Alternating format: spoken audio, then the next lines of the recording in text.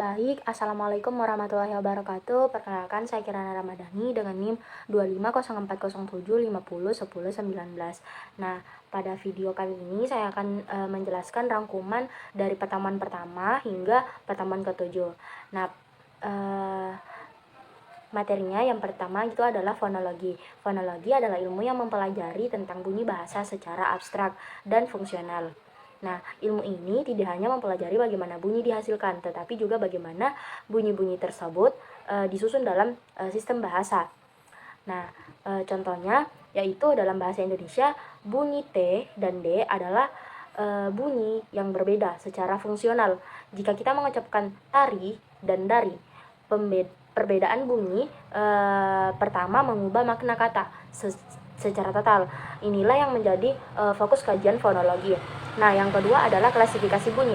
Klasifikasi bunyi adalah cara mengelompokkan bunyi bahasa berdasarkan 3 kriteria utama. Yang pertama adalah tempat artikulasi, di mana bunyi itu dihasilkan, mau itu di bibir, gigi, langit-langit, dan lain sebagainya. Terus yang kedua, bagaimana cara artikulasi, bagaimana aliran udara dihambatkan atau dilepaskan, mau itu tertutup, digeser, maupun sengau, dan lain-lain. Terus ada juga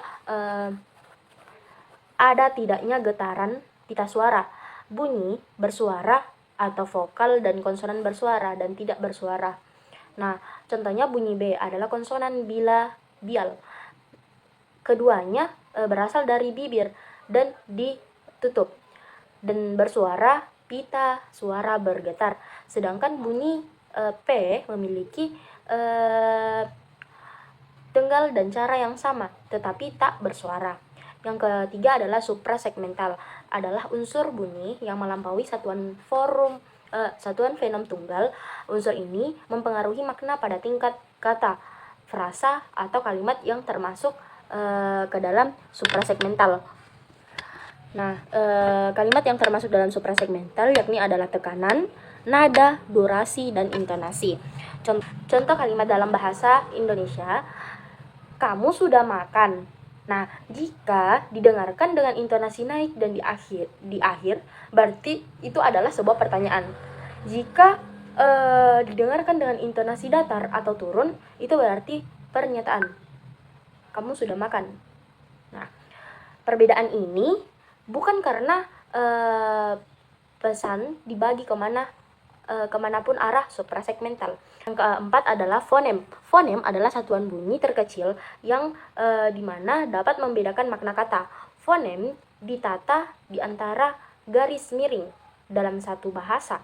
Jumlah fonem terletak dan setiap fonem memiliki ciri khas yang membedakan dari fonem lainnya. Terus yang kelima ada alofon. Alofon adalah variasi atau realisasi bunyi suatu fonem yang sama. Perbedaan alofon tidak membedakan makna karena sifatnya reduktif, artinya menentukan oleh posisi dalam kata, mau itu awal, tengah, dan akhir, atau lingkungan bunyi. Di antaranya alofon ditulis dalam bentuk dalam kurung siku. Nah, yang keenam itu adalah morfologi. Morfologi adalah cabang linguistik yang mempelajari struktur kata, bagaimana kata dibentuk dari satuan-satuan kecil yang bermakna, yaitu morfem morfologi. Membahas tentang proses pembentukan kata seperti afiksasi, reduplikasi, dan komposisi atau penggabungan kata. Tujuannya apa? Ya, tujuannya adalah memahami bagaimana kata-kata baru dibentuk dan bagaimana makna berubah akibat perubahan bentuk. Nah, mungkin itu saja yang sempat saya paparkan dari hasil rangkuman pertemuan pertama hingga pertemuan ketujuh. Wabillahi taufiq wal hidayah. Wassalamualaikum warahmatullahi wabarakatuh. Baik, Assalamualaikum warahmatullahi wabarakatuh. Perkenalkan, nama saya Kirana Ramadhani dengan NIM 25040501019. Nah, pada pertemuan kali ini saya akan menjelaskan rangkuman yang telah saya buat dari pertemuan 9 hingga pertemuan 15. Nah, yang pertama adalah klasifikasi kata pada pertemuan 9 dan proses morfomis pada pertemuan 10, frasa, klausa, dan kalimat pada pertemuan 11 sampai 12, dan analisis kesalahan berbahasa pada pertemuan 14 sampai 15. Nah, Klasifikasi kata. Klasifikasi kata dalam bahasa Indonesia menjadi terbagi menjadi dua, yaitu kelas terbuka dan kelas tertutup. Di mana kelas terbuka itu katanya bisa ditambah, sedangkan kelas tertutup itu jumlahnya terbatas. Nah, pada kelas terbuka terdiri dari beberapa, yakni yang pertama adalah verba atau kata kerja, menyatakan tindakan dengan ciri-ciri bisa diberi tidak, diikuti dengan kata sifat atau berawalan dengan contoh makan dan berlari.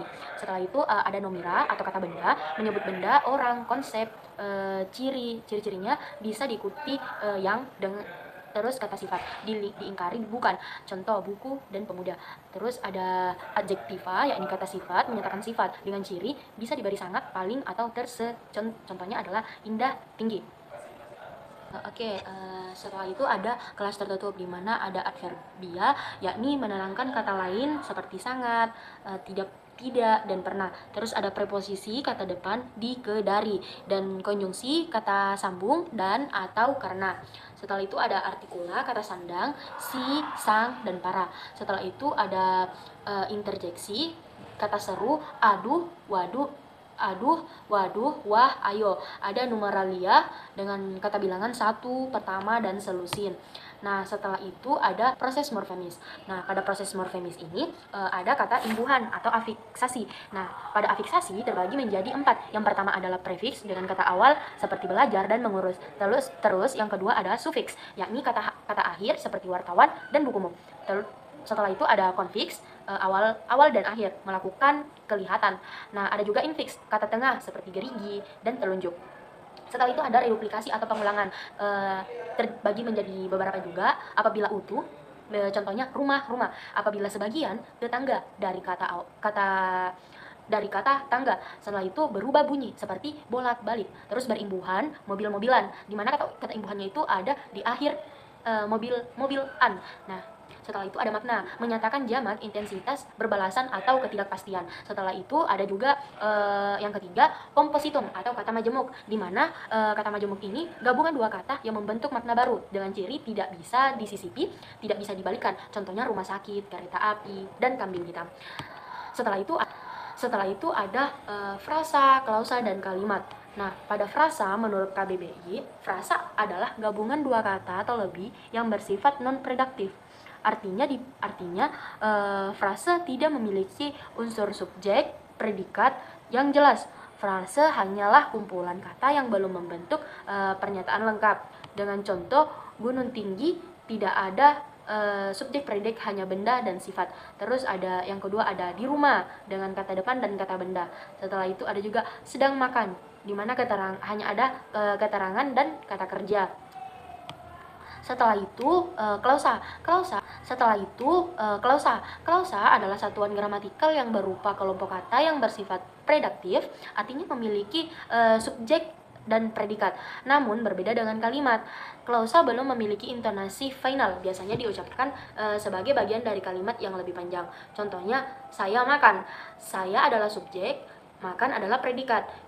Ini adalah klausa, tetapi jika diberi titik menjadi kalimat. Nah, ketika ia pergi, ia adalah subjek, pergi adalah predikat. Ini klausa yang tidak bisa berdiri sendiri. Nah, setelah itu ada kalimat. Menurut KBBI, kalimat adalah satuan bahasa yang secara relatif berdiri sendiri, di mana mempunyai pola intonasi final dan secara aktual maupun potensial terdiri atas klausa. Dalam tulisan kalimat diawali huruf kapital dan diakhiri dengan titik, tanda tanya maupun tanda seru. Dengan ciri-ciri kalimat, yang pertama adalah memiliki subjek dan predikat minimal.